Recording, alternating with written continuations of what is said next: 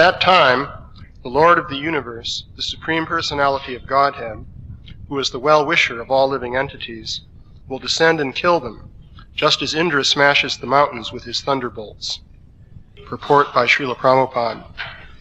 As stated in Bhagavad Gita 4:8, the Lord descends as an incarnation to deliver the devotees and kill the miscreants. The Lord of the universe and of everything would appear to kill the sons of Diti because of their offending the devotees of the Lord. There are many agents of the Lord, such as Indra, Chandra, Varuna, Goddess Durga, and Kali, who can chastise any formidable miscreants in the world. The example of mountains being smashed by a thunderbolt is very appropriate. The mountain is considered the most strongly built body within the universe, yet it can be easily smashed by the arrangement of the Supreme Lord. The Supreme Personality of Godhead does not need to descend in order to kill any strongly built body. He comes down just for the sake of his devotees. Everyone is subject to the miseries offered by material nature, but because the activities of miscreants, such as killing innocent people and animals or torturing women, are harmful to everyone and are therefore a source of pain for the devotees, the Lord comes down. He descends only to give relief to his ardent devotees.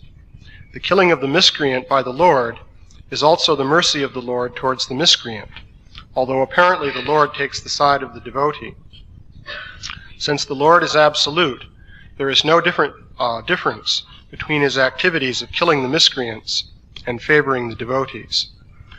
So, the basic principle being discussed in this verse and purport is that Krishna, the Supreme Personality of Godhead, sometimes descends into this world for the sake of his devotees, but he also has many agents with which he can carry out his activities within the material universe.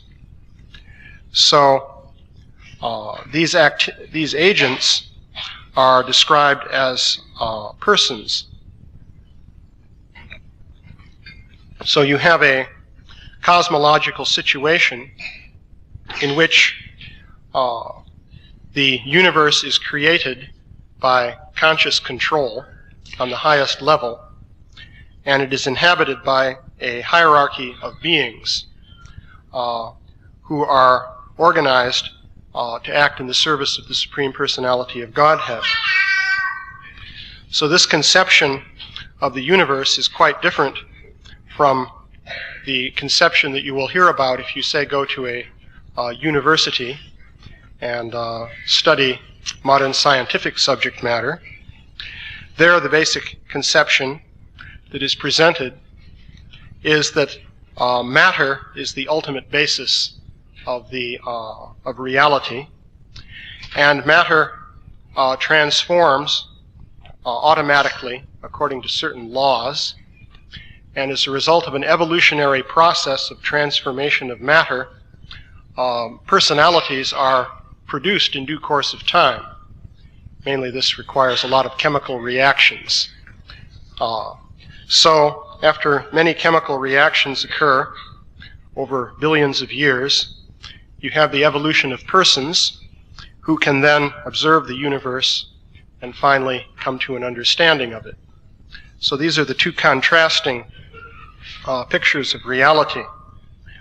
From the modern standpoint, the idea that the various forces of nature are personified by actual conscious living beings with will and different limbs and organs and so forth is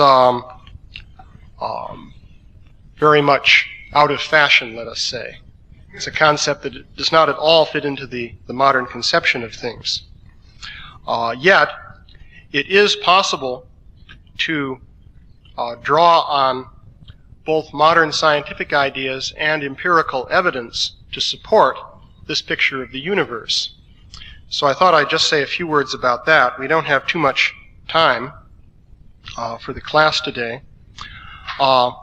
Recently, just a couple days ago, I gave a lecture up at Worcester Polytechnic Institute in Massachusetts. That's up near Boston. And this was part of a symposium that some students were organizing. The students, it seemed, were hoping to enlarge their educational opportunities a bit. They had heard about many far-out topics, such as evidence of ancient civilizations going far back before what is accepted in their academic courses. And they had heard about UFO entities and all kinds of far-out things of this nature. So they had organized a symposium to basically go over some of these topics. So as it turned out in the end, it was a slightly disorganized symposium, but there were two speakers. One of them was this fellow Stanton Friedman, a nuclear physicist who has given about 600 lectures to the effect that UFOs are real. So he's a person with what you could call nuts and bolts persuasion. He believes that UFOs are actual spaceships coming from another planet. And he hopes that we can reverse engineer them and figure out how to build such things ourselves. So that was his perspective. But what I did was basically make a case for this hierarchical picture of the universe that you find in Vedic literature, using modern scientific material as the basis or foundation for making that case. So the basic presentation was to first of all present some anomalous evidence. Essentially, I presented anomalous evidence in three different categories. The first anomaly that I presented was consciousness. It's interesting, consciousness has become a topic of controversy among scientists in recent years. There was a book by a philosopher at Tufts University named Daniel C. Dennett entitled Consciousness Explained, in which he tried to eliminate consciousness from the picture. But there was quite a bit of rebuttal to his book. Some people said, well, this is just consciousness explained away. So recently in Scientific American, a fellow wrote an article which is actually in response to Dennett, but it's very interesting that it got published in Scientific American, which is very much a mainstream scientific mouthpiece, you might say. But anyway, the essence of the article was to say that we really can't understand consciousness in terms of patterns of material elements. So this makes it an anomaly in a very fundamental sense, because the most fundamental principle of science as it exists today is that everything can be understood in terms of patterns of material elements. You have basic elements such as atoms and molecules, and if you put them together in a certain pattern, you get different manifestations of phenomena in the universe.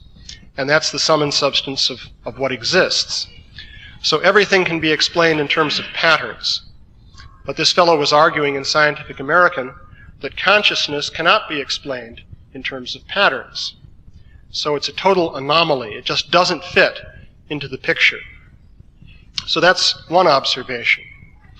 The next observation is that we really can't account for where the patterns come from.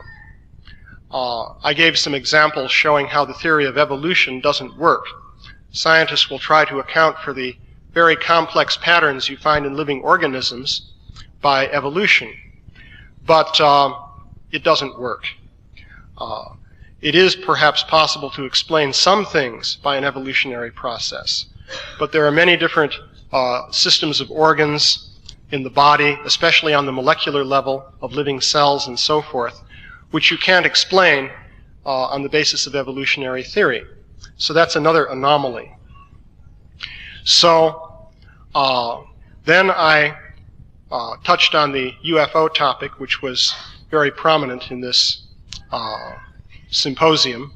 The students wanted to hear about this. So I pointed out the connection between the UFO phenomenon and paranormal phenomena.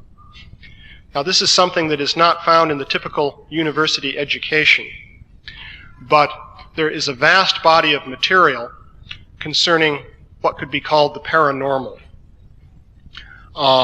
Basically, in the context of Vedic literature, what this refers to is subtle dimensions of reality and the mystic sidhis.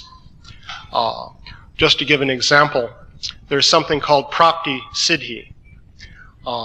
Actually, recently in Folio, I looked up Srila Prabhupada's comment about the pomegranates from Afghanistan.